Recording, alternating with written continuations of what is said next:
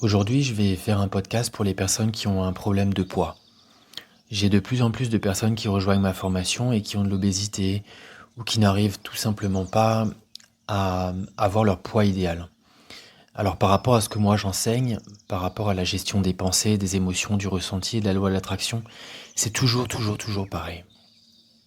Et je me rends compte d'une chose, c'est que souvent les gens qui ont des problèmes de poids, qui sont obèses, et en fait pour les gens qui ont des maladies, c'est quasiment la même dynamique. Alors si jamais ça te concerne toi qui es en train d'écouter, c'est tout simplement parce que tu gardes ton attention, ta concentration sur ce qui ne va pas. Tu dois absolument te souvenir de ceci. Ce que tu ressens ne doit pas être le résultat de ce que tu vois avec tes yeux. Ce que tu ressens intérieurement, tes émotions et ton ressenti, ne doit pas être le résultat de ce que tu vois dans le miroir. Pourquoi ? En fait, soit ce que tu ressens est le résultat de ta manifestation physique, et donc tu es l'esclave de ta manifestation physique, et elle n'arrêtera jamais de se renouveler encore et encore et encore comme un cercle vicieux, puisqu'en fin de compte, tu vois quelque chose dans ta manifestation physique, ce que tu vois te donne un ressenti, et ce ressenti continue de l'alimenter encore et encore. Par exemple, tu te regardes dans le miroir. Waouh, quand je me vois dans le miroir, je me trouve pas beau, je me trouve pas belle. Donc quelle est ton émotion et quel est ton ressenti ? Je me sens pas beau, je me sens pas belle. Ça, c'est ton ressenti intérieur, c'est ton énergie intérieure. Et donc la vie n'aura pas le choix que de te donner des situations physiques, des manifestations physiques, des opportunités, des interactions, des rencontres, qui vont te donner ce même ressenti de celui de « je ne suis pas beau, je ne suis pas belle ». Donc ça, c'est la version quand tu es l'esclave de ta manifestation physique et quand tu es l'esclave de ce que l'on appelle ton mental conditionné. Tu es l'esclave de pensées et d'émotions qui sont conditionnées par ta manifestation extérieure. Par contre, tu peux reprendre le contrôle de ton ressenti intérieur, de tes émotions. Tu peux reprendre le contrôle de ton imagination. En reprenant le contrôle de ton monde intérieur, ton monde extérieur va plus tard se façonner à l'image parfaite de ce monde intérieur. Je te donne un exemple. Maintenant, tu te regardes dans le miroir. Admettons dans ton imagination. Attention, maintenant, tu es dans ton imagination. Tu es en train de te regarder dans le miroir et tu es la version idéale de toi-même. Tu es beau, tu es belle, tu es magnifique. Tu es magnifique, mais selon ta définition à toi de la magnificence, selon ta définition à toi de la beauté. Tu vois, on n'est pas obligé de rentrer dans ces concepts du je dois être beau selon les standards de la société, on s'en fout. Si pour toi être beau, c'est être beau à l'image de ce que la société projette, bah très bien, très bien. C'est ton expérience de vie à toi et elle n'appartient qu'à toi. Laisse les autres te juger. C'est très bien s'ils te jugent. En te jugeant, ils vont te donner de la résistance et ce sera une opportunité supplémentaire pour toi que de t'ancrer consciemment dans la version que tu choisis d'incarner.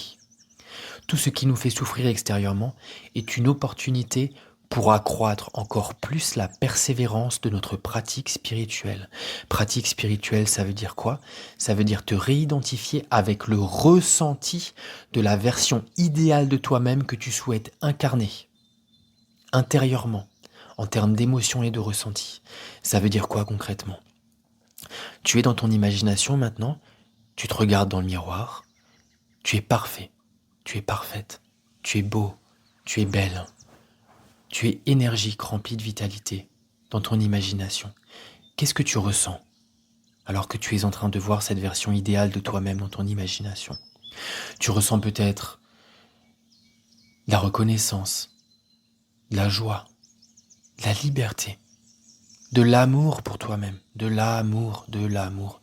Tu vois que l'amour que tu ressens, il vient de toi, puisque c'est toi qui as manifesté consciemment ce que tu es en train de vivre dans ton imagination. Nous sommes le point de départ et le point d'arrivée. Nous sommes le départ et la destination d'absolument tout. Donc tu es dans ton imagination et tu vois cette version idéale de toi-même et tu ressens du bien-être, de la joie, de la complétude. Tu es bien. Et bien ça, tu vois, c'est un ressenti. C'est un parfum émotionnel, c'est une émotion. Ce ressenti, tu dois le ressentir du matin dès que tu te réveilles, jusqu'au soir, lorsque tu t'endors. Et alors la vie n'aura pas le choix que de se conformer à ce ressenti que tu as.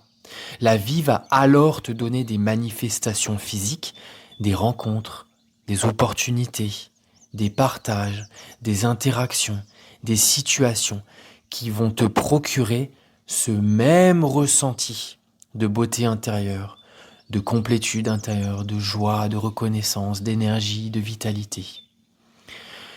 C'est toi qui dois choisir ce que tu ressens.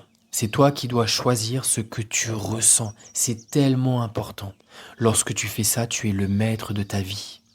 Et en redevenant le maître de ta vie intérieure, tu redeviens le maître de ta vie extérieure.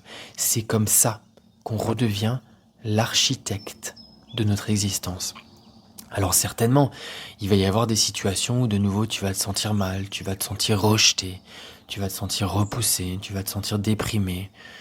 Ces moments-là sont des opportunités colossales pour justement insister dans ce ressenti intérieur d'amour et de beauté intérieure avec ta conscience. Tu te regardes avec une persistance encore plus grande dans ces moments où il y a de la résistance, où il y a de la dépression, où il y a des challenges dans ta vie.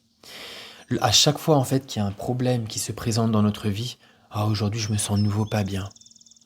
Ces moments-là sont les meilleurs moments pour réaffirmer encore plus profondément le ressenti que l'on souhaite ressentir.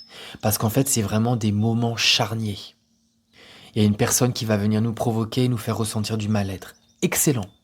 C'est un challenge magnifique pour réaffirmer encore plus fort le ressenti que je ressentirai lorsque j'aurai ma silhouette parfaite. En fait, c'est même pas le ressenti que je ressentirai, c'est le ressenti que je ressens maintenant dans mon imagination avec mon corps idéal. Je le réaffirme encore plus fort. Ça, c'est la vraie définition de la persévérance. C'est la vraie définition de la plus belle offrande que tu peux te faire à toi-même. Cette offrande où tu t'offres à toi-même ce que tu ressens en étant la version idéale que tu souhaites incarner dans cette vie. Essaye, c'est d'une simplicité sans nom. Qu'est-ce que tu as envie dans la vie ? Et maintenant, tu le vis dans ton imagination. Et qu'est-ce que tu ressens ? Et ce ressenti, tu le gardes du matin au soir dans ta conscience. Et alors la vie va le manifester. Et tu persévères. Tu persévères encore et encore et encore. Quelle difficulté y a-t-il tout de même à ressentir du matin au soir une émotion qui te procure du bien-être ? On ne devrait pas avoir à persuader les gens de dire mais continue, continue et continue. Quel mal y a-t-il à ressentir la joie de son désir déjà réalisé maintenant dans son imagination? La persévérance est un cadeau que tu te fais à toi-même. Essaye, mais n'essaye pas demain. Essaye là, maintenant, tout de suite, alors que tu es en train d'entendre ma voix. Je te remercie pour ton écoute. N'hésite pas à laisser un petit commentaire si peut-être que tu souhaites que je fasse un podcast sur un sujet en particulier. Ce sera avec grand plaisir que je découvrirai le commentaire que tu me partages. Ça me donnera des idées. Et je t'envoie plein d'amour. Je te dis à très bientôt.